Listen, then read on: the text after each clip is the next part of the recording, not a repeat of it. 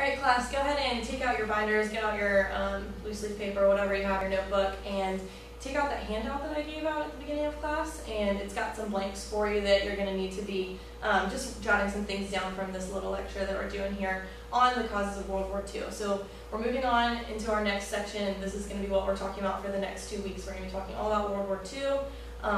We're going to be talking about who was involved. We're going to just be speaking about everything that has to do with the countries, the invasions, the battles, and so on. So go ahead and, if you don't have your notebooks out, grab those, get a pen, and we're just going to dive right into that. So, like I said, we're going to be talking about the main causes of World War II. So we're just going to dive right into that, and here's an overview of what we're going to be talking about. We're going to be talking about the Treaty of Versailles, the Great Depression, the appeasement of Hitler, and the failure of the League of Nations. So we're just going to go ahead over here to start with the Treaty of Versailles.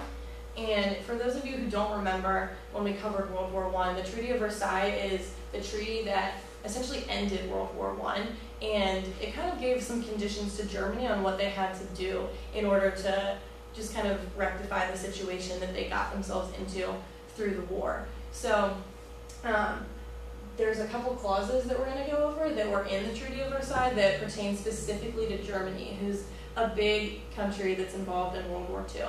So the first one is the War Guilt Clause. So you can see here that they're just basically saying Germany needs to accept the blame for World War I, excuse me. And they also had some reparations. They had to pay 6.6 billion pounds, and that's the equivalent of 31.4 roughly $billion in American money. So that was for the damage that was caused by the war. They were just kind of slammed with this bill. Another thing that they had to deal with was that they were only allowed to have a small army, and they were only allowed to have 6 naval ships. They weren't allowed to have tanks, no air force, nothing big. No submarines were allowed, and a lot of their areas were demilitarized. So they basically just had to really regress from what they'd been doing previously. The final thing that came about in the Treaty of Versailles is that they lost some territory. Land was taken from them and given to other countries. So basically, like I said, the Treaty of Versailles ended World War I and forced Germany to pay back a lot of costs from World War I. And so in order to pay for this, the Germans printed a lot of money. And when I say a lot, I mean a lot of money. And this hurt the people and set the stage for the rise of Hitler. So you can see there's a ton of money right here. And just to give you an idea of how much money they actually printed, 40 million marks, which was the currency then, was worth 1 cent in American money. And a newspaper in Germany cost 200 million marks. Charles Dawes in 1924 set up, he was a prominent American banker, and he set up the Dawes Plan, which was a proposal for Germany to have their bills reduced to $2 billion, and America would give them a loan as well. But this just was not enough to relieve Germany of the burden that they had for all the costs. So you can just see how much money they printed, and because of that, there was just such a great rate of inflation that their money just didn't count for much. This kind of coincides with the Great Depression. The Great Depression is our second cause that we're going to be talking about, and we've talked about it in the perspective of American history, but just know that the Great Depression did not just affect the United States. It made people in Germany very poor, and many lost jobs. And it also, honestly, it made the German people doubt their government. They didn't know what was happening, and it led people to believe that Hitler's ideas might be right and that he should be put in power. So the people in Germany felt alienated from other countries, and the reparations were just putting a terrible strain on their economy. And Hitler's Nazi Party used the idea of nationalism and pride in one's own country to rally the German people behind his cause. So just think about how from all of these bills that they're paying in the Treaty of Versailles, then they go into the Great Depression, and it just kind of has an even greater effect where they're struggling and they're looking for someone who can step up and lead. So that's where Hitler kind of comes in to play. You can see here just people at a soup kitchen getting some food who couldn't afford to eat, and then Hitler kind of giving speeches and rallying the country together under his nationalist ideas. our third cause that we have to talk about is the appeasement of Hitler. Just so you know, appeasement is pretty much just saying that you're giving in to what the other person wants, you're letting them slide by and breaking a few rules, you're just kind of letting them get away with things. And so, under the Versailles Treaty, Germany was not allowed to have an army, or not allowed to have a big military force, but when Hitler became Chancellor of Germany in January 1933, he almost immediately began secretly building up Germany's army and their weapons. In 1934, he increased the size of the army and began building warships and creating a German Air Force. So these are completely going against the Treaty of Versailles that we talked about. Very clearly, he was not supposed to be doing these things.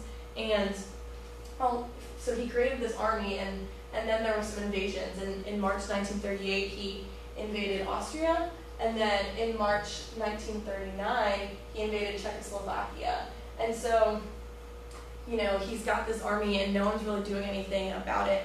And while Britain and France were aware of Hitler's actions, they were also concerned about the rise of communism and thought that Hitler and a stronger Germany could help prevent that.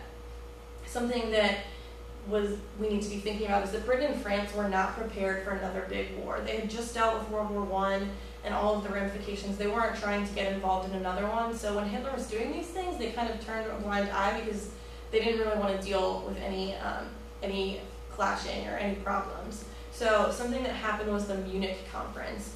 And what you need to know about that is it's seen in a very negative light today because leaders from Britain and France met with Hitler and agreed to give him a portion of Czechoslovakia where many ethnic Germans lived. And so it's seen today negatively because Britain and France appeased Hitler. They gave in to his demands and let him do what he wanted and gave him the power. So just keep in mind how letting him fly through all of these rules, breaking these rules, how that really impacted the start of the war. And our final, you can see this picture of the army just kind of practicing their marching and uniting together. And then our final cause that we're going to talk about is the League of Nations. And so the League of Nations was an international organization established in 1919. It was established in order to help maintain world peace. So whenever there was a conflict or something of that nature, the League of Nations would step up and help to do some sort of negotiation as opposed to allowing the countries to use force. However, when the Depression hit, some countries' citizens turned to their armies for solutions. An example of this is in Japan when they invaded Manchuria, which was in China. The League failed to successfully stop Japan from using force, and they weren't able to act quickly enough in order to stop this aggression.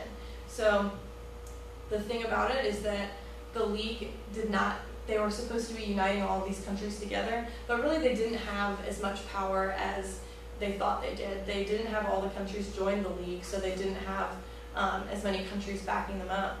The League did not have an army, and they weren't able to act quickly. They only met every so often, and if a country needed them to meet, they would have these emergency meetings where they'd have to make decisions, but it just wasn't an efficient program in order to get things done. And so what happened was that when the League was unable to stop China, or to stop Japan from invading China, they wanted countries to stop trading with Japan, but the countries were in a depression and they needed the goods, so they wouldn't listen, and essentially the League failed in that aspect. So because Japan was successfully using force and Germany was building up their army, you can see how these two forces building themselves up could contribute to the war beginning. And so you can see here this newspaper article from the Boston Evening Globe that says, "War begins. Poland was invaded. The war in Europe was caused by the German invasion of Poland, and the war in Asia was triggered by the Japanese invasion of China." These are the two countries that we just talked about in these causes, and you see how they slipped through the cracks and were able to use force and get away with things.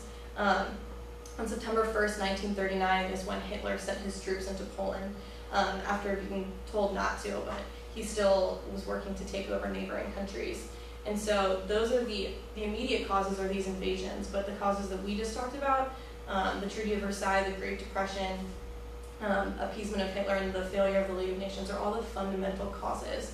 So we're going to go ahead and move on to our activity for the day.